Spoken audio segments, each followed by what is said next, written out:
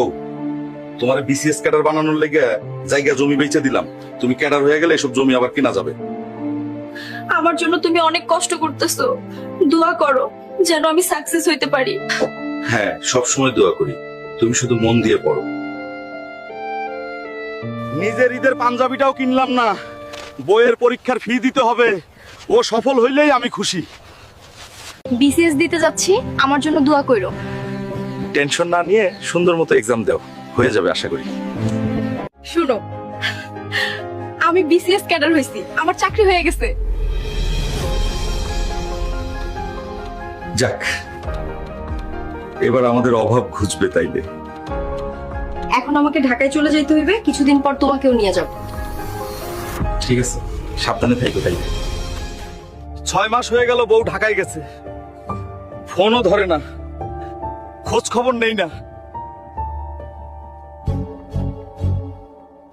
আমি আজই ঢাকায় যাব তার খোঁজ নিতে। এভাবে না জানিয়ে আমার অফিসে আসাটা তোমার উচিত হয় নাই। অফিসে আমার একটা সম্মান আছে। এটা কি বলো সাদিয়া? তোমার কোনো খোঁজ পাচ্ছিলাম না, ফোনটাও রিসিভ করছিলে না।